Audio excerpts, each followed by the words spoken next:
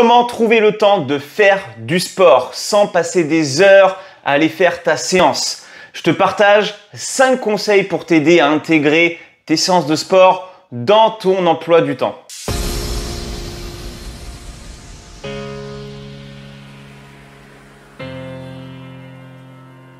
Allez, salut, c'est David, bienvenue dans cette nouvelle vidéo.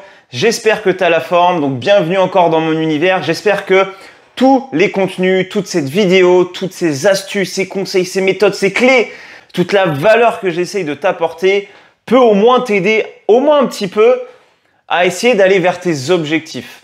Donc dans cette vidéo, le but c'est tout simplement de voir aujourd'hui si tu n'as pas le temps de faire du sport, si des fois tu n'es pas régulier, que tu ne sais pas comment gérer un petit peu, t'organiser. Je vais essayer de te donner moi 5 conseils qui vont pouvoir t'aider à être plus organisé, à tout simplement te fixer des objectifs qui sont simples et efficaces pour pouvoir atteindre tes objectifs. Alors qu'est-ce que je fais moi si tu ne le sais pas encore? Donc moi je suis David, je suis coach sportif déjà depuis une dizaine d'années et aujourd'hui qu'est-ce que je fais? J'accompagne les hommes peut-être comme toi qui regardent cette vidéo, qui étaient peut-être anciens sportifs ou qui veulent se remettre au sport et qui veulent éliminer tout simplement leur bouée du ventre et perdre jusqu'à 10 kg de masse grasse et obtenir un physique plus athlétique sans devoir se priver des plaisirs dans leur alimentation et retrouver confiance en eux pour profiter de la vie en étant au top physiquement et mentalement. C'est une belle phrase.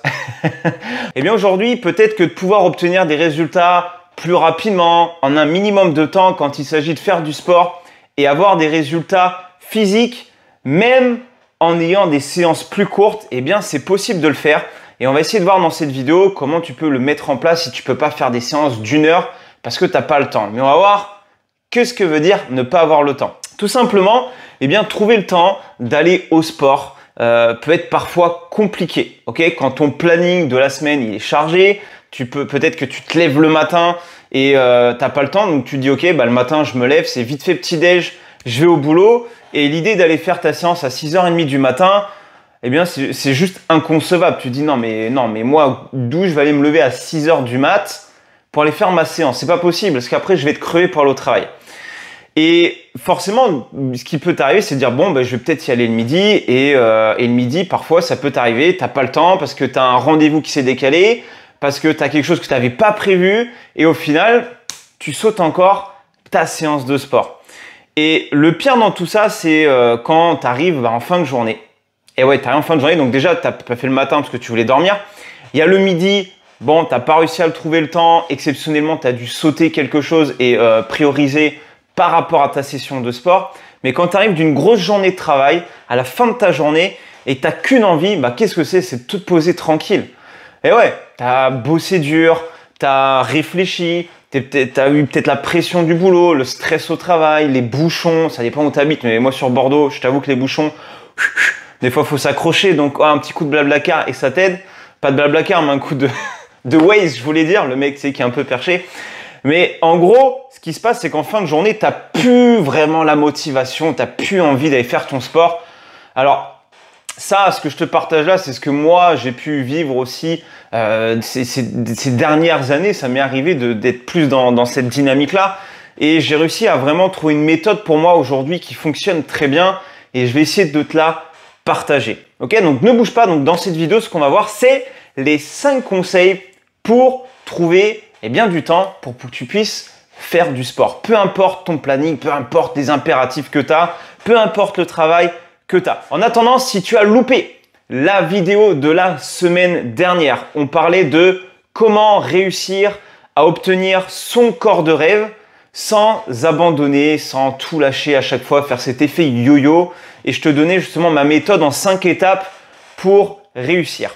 Donc, si tu veux revoir cette vidéo, ça va s'afficher en haut à droite de cette vidéo, juste ici en haut à ma gauche. Bon, juste avant de te donner ces 5 conseils, tu vas me dire, bon David, tu m'énerves à me parler de tes histoires, mais juste pour te mettre un petit peu dans le contexte, parce que je trouve que c'est toujours mieux de s'identifier par rapport à une histoire que moi aussi j'ai vécue, et Fanny aussi, qui est ma femme aujourd'hui, a pas mal vécu ça. Mais je vais te raconter d'abord moi, tu vois, quand j'étais, avant de partir en Australie, j'étais coach, donc forcément, je faisais des sessions de sport, mais au moment où je suis parti, je faisais plus de cours, tu vois, je faisais plus de sessions et je cherchais du taf. Donc par exemple sur Sydney, je trouvais du boulot et je travaillais en tant que que barman, je travaillais en restauration, donc je faisais de gros horaires quand même.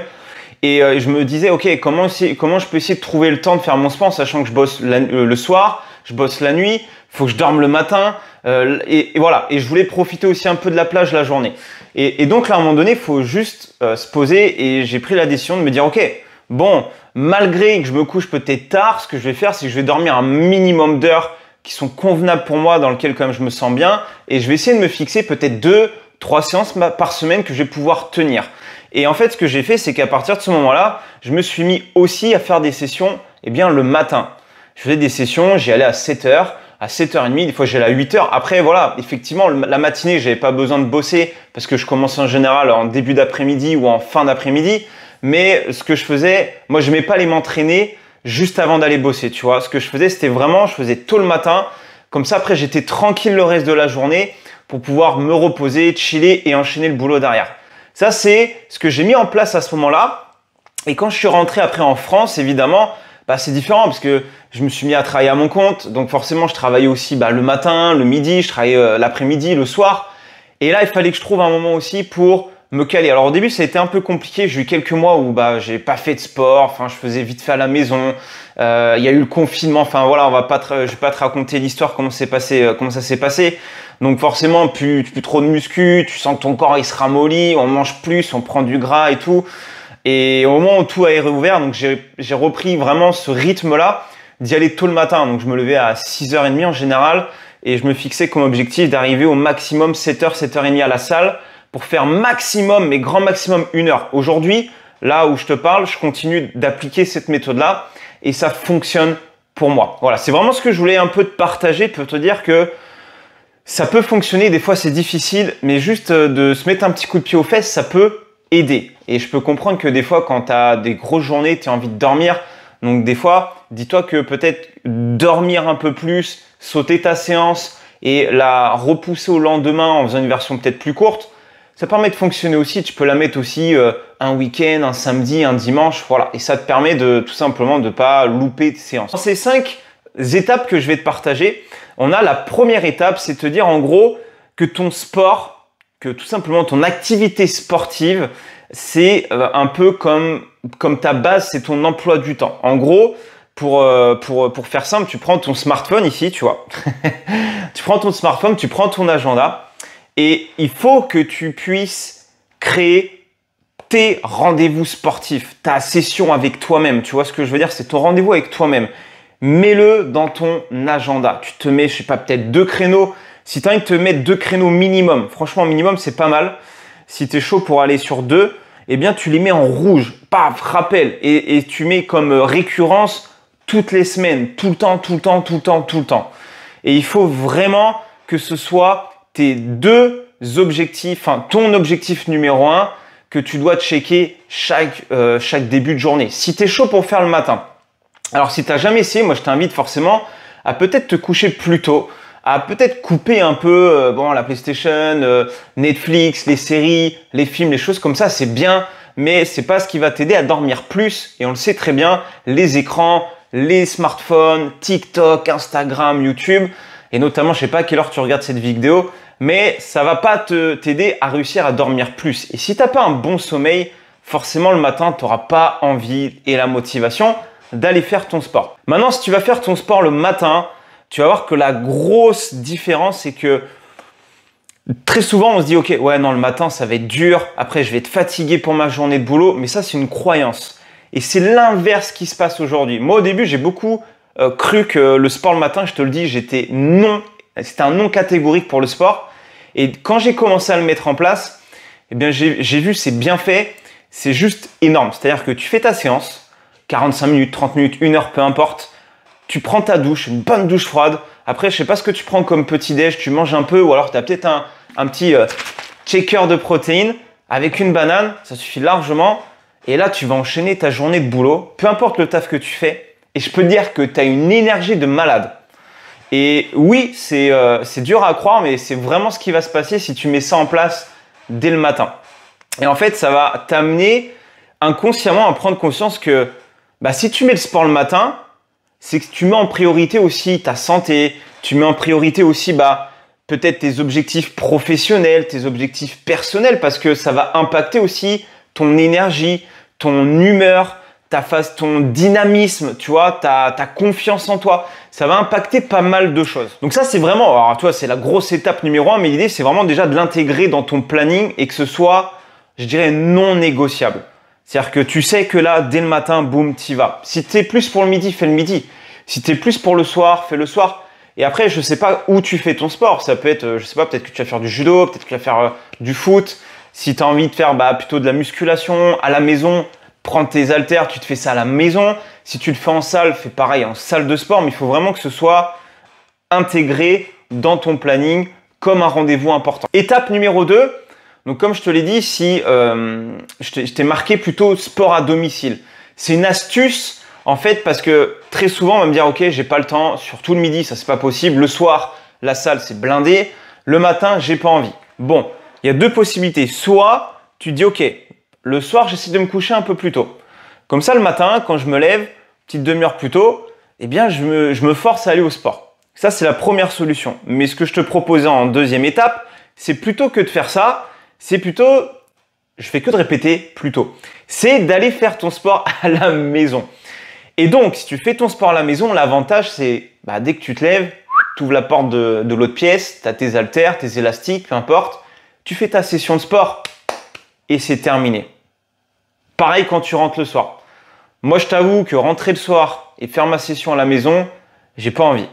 J'ai pas envie. Il y en a, ils vont me dire, ouais, mais c'est no pain, no gain, tu sais, il faut se bouger les fesses. Oui, mais il faut aussi que ce que tu fasses, tu t'y prennes du plaisir. Alors, je t'avoue, le matin, au début, il faut que tu trouves ton créneau horaire. Mais une fois que tu es calé, que tu l'as, franchement, je dirais que ça roule tout seul. Et des fois, peut-être qu'il faudra que tu te battes avec ton cerveau. Et ça, je t'en ai parlé dans la vidéo de la semaine dernière, que des fois, il faut dire à ton cerveau, stop, ok, c'est bon, non, j'y vais. 1, 2, 3, go, je me mets au sport, c'est parti, je mets mes baskets. Et la motivation va venir en faisant. La troisième étape, c'est d'avoir des objectifs réalisables par rapport à ton planning. C'est-à-dire qu'aujourd'hui, regarde un petit peu ta life. Ok, tu te vois là, tu vois ton planning, tu te prends une vision à 35 000 pieds et tu essayes de voir un petit peu, ok, je vois mon planning, je vois à quel moment où je procrastine, où je glande un peu, où je profite, les moments où je dois travailler, les moments qui sont non négociables, où je peux pas le changer. Et tu essayes de te dire, ok, là, qu'est-ce que je peux mettre comme objectif réalisable? Alors après, là, on parle de sport. Donc là, tu mets tes sessions de sport. Mais par exemple, si tu as envie d'apprendre l'anglais, l'espagnol, que tu as envie de te mettre à une autre activité, de développer ton business en ligne, j'en sais rien, que tu as envie d'apprendre la bourse, la crypto-monnaie, eh bien, essaye d'intégrer à un moment donné une session dans ta semaine où tu te concentres pendant peut-être une demi-heure, 1 heure à faire que ça. Et donc, pourquoi je te dis qu'il faut fixer des objectifs réalisables? Parce que si tu te dis, ok, je pars sur 4 séances par semaine, mais que tu te retrouves finalement au bout de 3 mois à complètement abandonner ou à te faire plus qu'une séance par semaine, je dirais que c'est pas très utile. Commence avec 2 ou 3 et essaye de garder ça déjà toute l'année.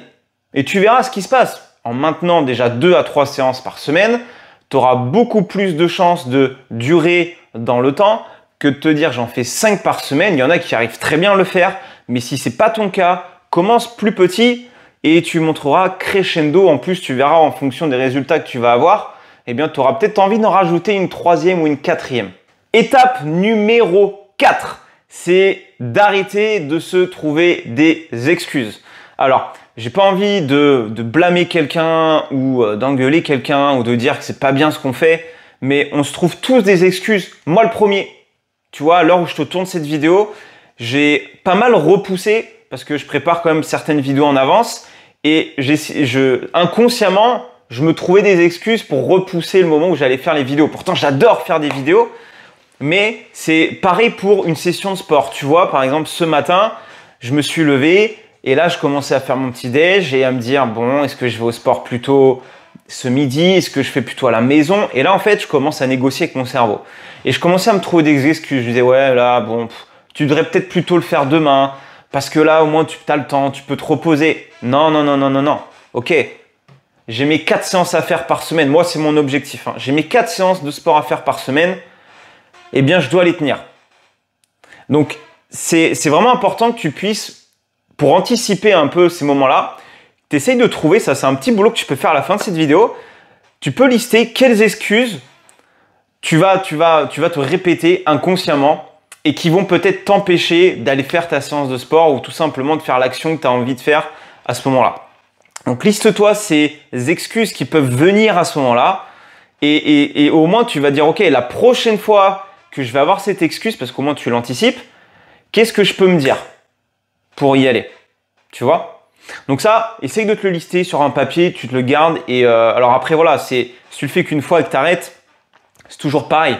Essaye de le faire assez régulièrement pour essayer d'anticiper un peu ces excuses. Et après, il y a une chose qui est importante, c'est que on est humain, on n'est pas des machines et que ça arrive de louper sa séance et c'est ok. La 5e étape et la dernière étape qui est ultra importante, c'est, alors tu vas me dire, ah, c'est ça, c'est de penser à toi. C'est de penser à toi dans un premier temps. Pourquoi je te dis ça? Parce que dans notre vie de tous les jours, dans la vie normale, j'ai envie de dire, on a souvent tendance à essayer de dévier un petit peu les choses sans s'en rendre compte pour faire plaisir aux autres. Et en fait, ce que je veux dire par là, c'est que on va peut-être des fois te proposer de faire autre chose, mais t'oses pas dire non parce que au fond de toi, tu sais que tu dois faire ta séance. Mais quelqu'un te propose de faire autre chose qui est différent, qui a rien à voir peut-être avec du sport. Au fond, tu culpabilises parce que tu dis putain, je voulais faire ma séance de sport, mais la personne là en face, j'ai pas envie de la blesser, j'ai pas envie de lui dire non parce que j'ai pas envie qu'elle me dise ah, de toute façon, tu sors pas, tu penses qu'à toi. Ok, donc ça, faut faire attention quand on est dans cette dynamique-là. Ça, c'est des choses qui peuvent nous faire échouer à la longue. Tu vois, c'est toujours un problème un petit peu de mindset, de mental. Donc, pense à toi d'abord. Si une personne qui te propose un petit peu ça, tu dis ok, pas de souci, je veux bien. Pour te faire ça, par contre, moi, c'est ma séance, c'est non négociable. Moi, j'ai un objectif, c'est de faire mes 3 séances par semaine et je dois faire ma séance en priorité. Donc, ok, on peut aller faire ça, mais ce sera après ma séance de sport. Et c'est comme ça qu'il faut le faire.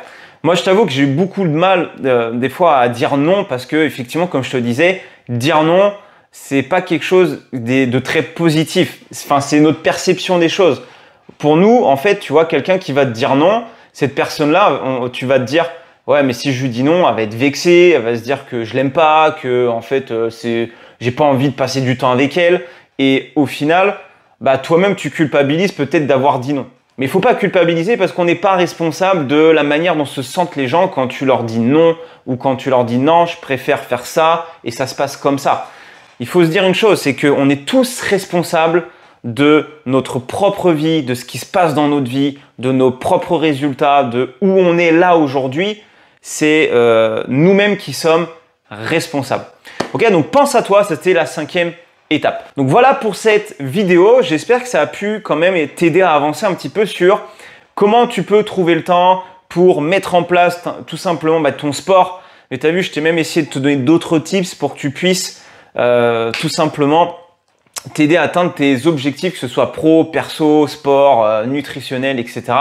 Alors maintenant, si toi, tu as envie d'aller un peu plus loin, je t'ai préparé un guide offert en 10 étapes pour t'aider à obtenir un ventre plus tonique sans devoir te priver dans ton alimentation. Donc ce guide, si tu veux le télécharger, c'est très simple. Il est sous cette vidéo, dans la description. Donc tu vas, je vais le mettre le premier lien dès le début. Comme ça, tu pourras cliquer dessus et tu auras tout ce qu'il faut pour faire un point global sur ta situation actuelle, tes habitudes sportives, alimentaires, sommeil, grignotage.